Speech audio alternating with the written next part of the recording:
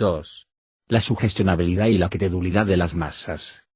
Al definir a las masas dijimos que una de sus características generales era la de una excesiva sugestionabilidad y hemos mostrado hasta qué punto las sugestiones son contagiosas en toda aglomeración humana, un hecho que explica la rápida orientación de los sentimientos de una masa en una dirección definida. Por más indiferente que se la suponga, una masa, por regla general, se halla en un estado de atención expectante que facilita la sugestión. La primer sugestión que le sea formulada se implantará inmediatamente, por medio de un proceso de contagio, en los cerebros de todos los reunidos y la orientación idéntica de los sentimientos de la masa será inmediatamente un hecho consumado. Al igual que en el caso de las personas bajo la influencia de la sugestión, la idea que ha penetrado en el cerebro tiende a transformarse en acción. Sea que la acción implique prenderle fuego a un palacio o involucre un autosacrificio, la masa se prestará a ella con la misma facilidad. Todo dependerá de la naturaleza del estímulo desencadenante y ya no, como en el caso del individuo aislado, de las relaciones existentes entre la acción sugerida y la suma total de las razones que pueden esgrimirse en contra de su realización.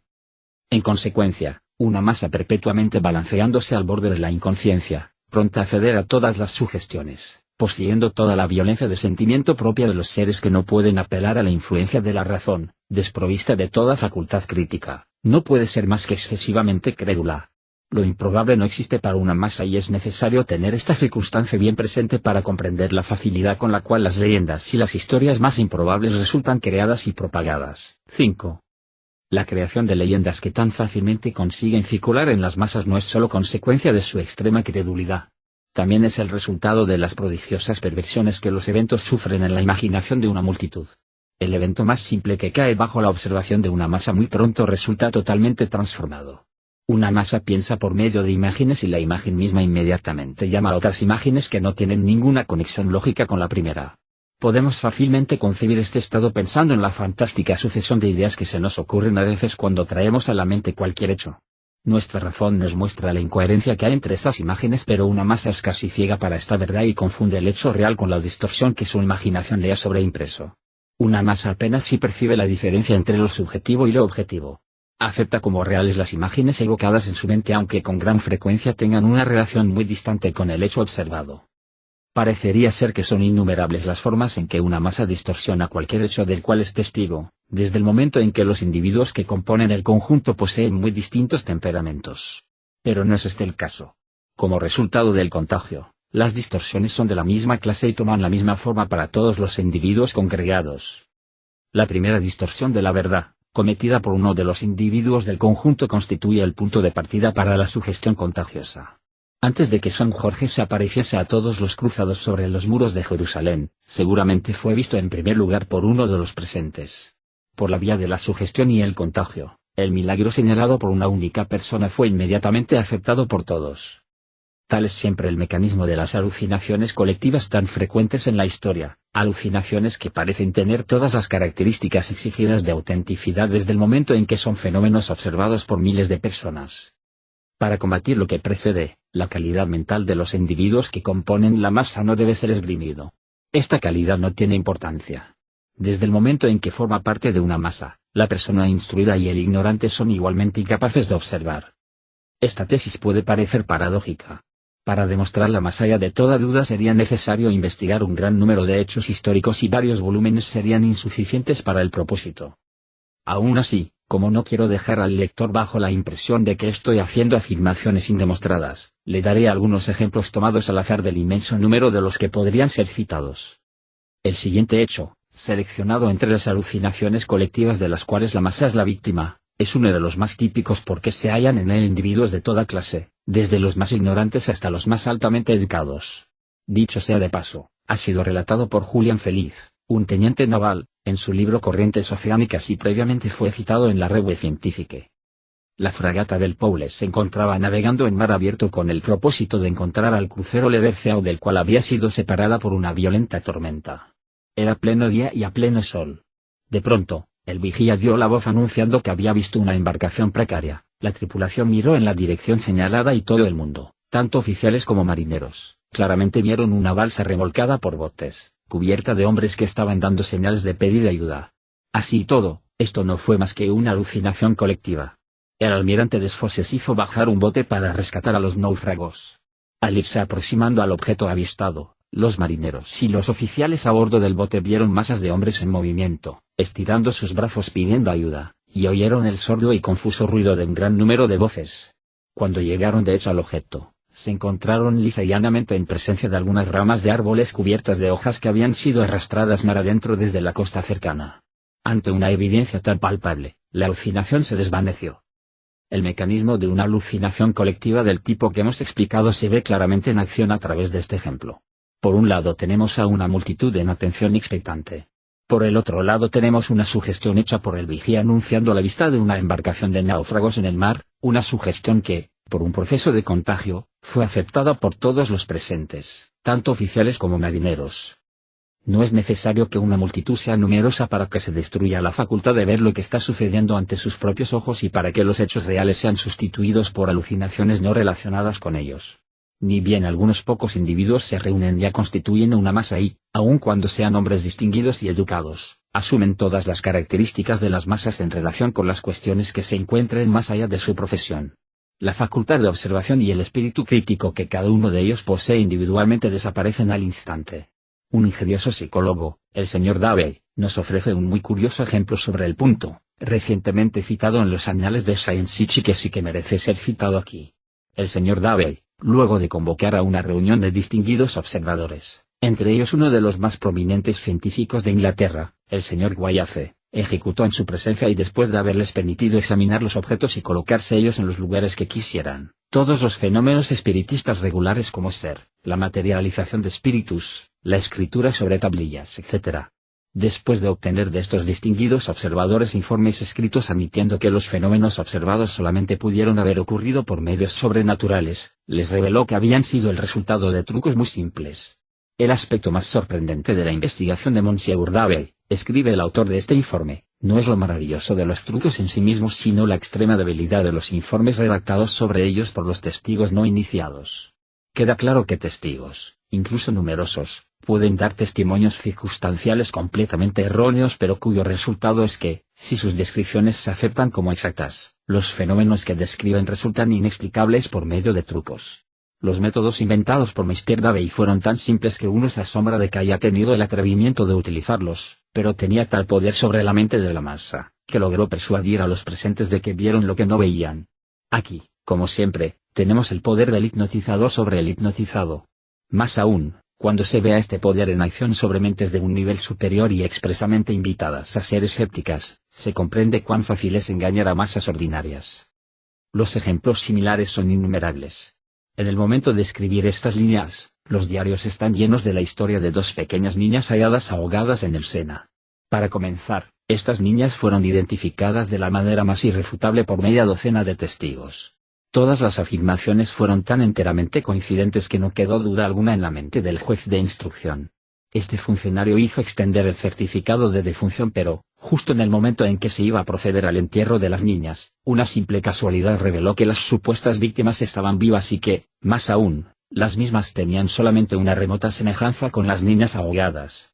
Al igual que en varios de los ejemplos previamente citados, la afirmación del primer testigo, víctima de una ilusión él mismo, fue suficiente para influenciar a los demás. En casos similares, el punto de partida para la sugestión es siempre la ilusión producida en un individuo por reminiscencias más o menos vagas, seguida del contagio como resultado de la afirmación de esta ilusión inicial.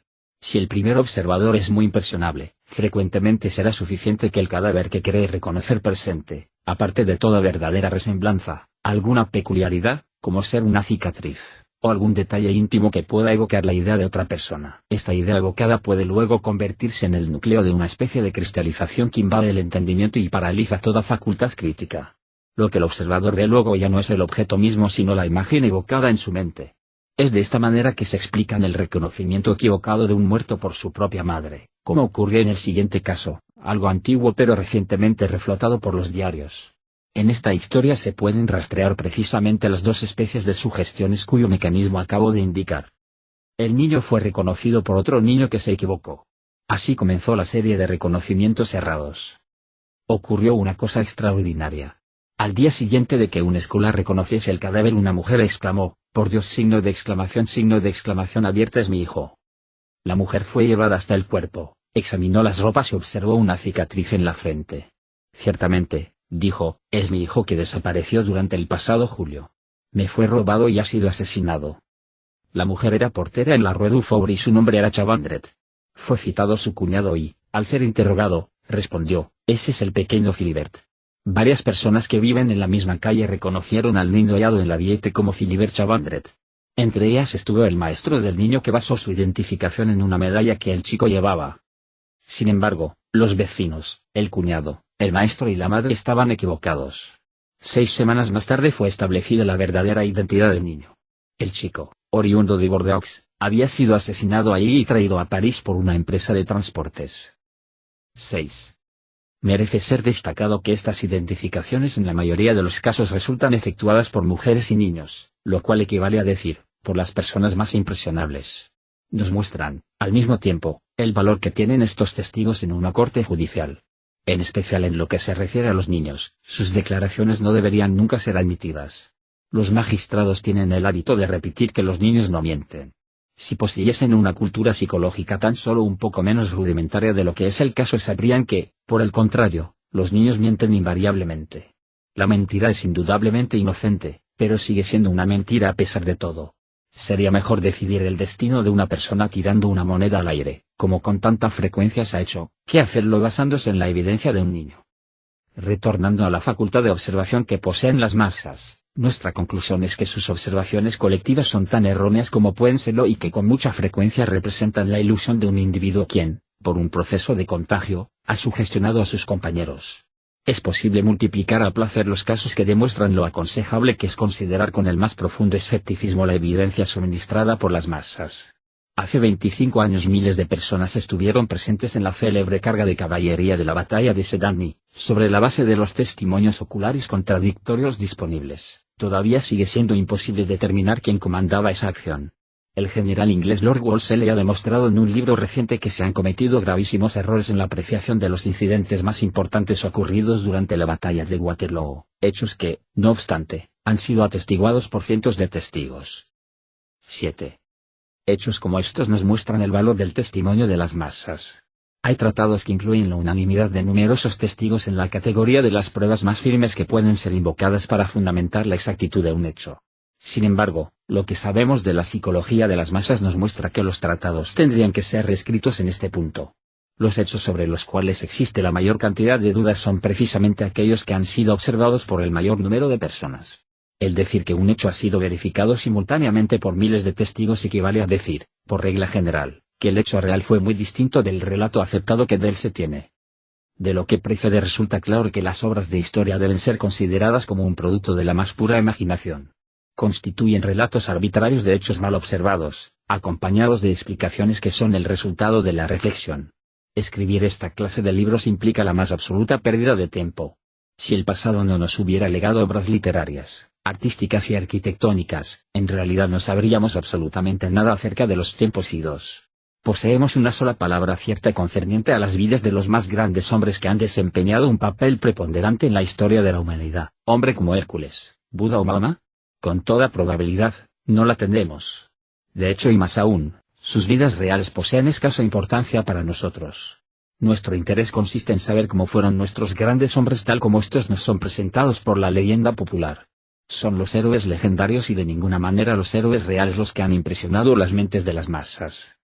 Desafortunadamente, las leyendas, aun cuando hayan sido documentadas en libros de un modo preciso, no poseen estabilidad interna. La imaginación de la masa las transforma continuamente como resultado del transcurso del tiempo y especialmente como consecuencia de causas raciales. Existe un enorme abismo que separa al sanguinario Jehová del Antiguo Testamento, del Dios del amor de Santa Teresa, y el Buda reverenciado en China no tiene rasgos en común con el venerado en la India. No es necesario que los héroes se encuentren separados de nosotros por siglos enteros para que su leyenda se transforme debido a la imaginación de la masa.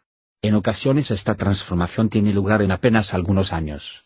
En nuestros días hemos visto cómo la leyenda de uno de los más grandes héroes de la historia fue modificada varias veces en menos de 50 años.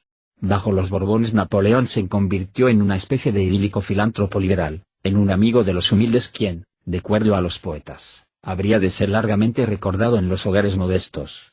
30 años después, este héroe amable se convirtió en un sanguinario déspota quien, después de usurpar el poder y destruir la libertad, provocó la masacre de 3 millones de hombres para satisfacer su ambición. Actualmente estamos asistiendo a una nueva transformación de la leyenda. Cuando haya soportado la influencia de algunas docenas de siglos, los hombres ilustrados del futuro, enfrentados a estos contradictorios relatos, quizás hasta lleguen a dudar de la existencia misma del héroe de la misma manera en que algunos de ellos hoy dudan de la de Buda, y no verán en él más que un mito solar o un desarrollo de la leyenda de Hércules.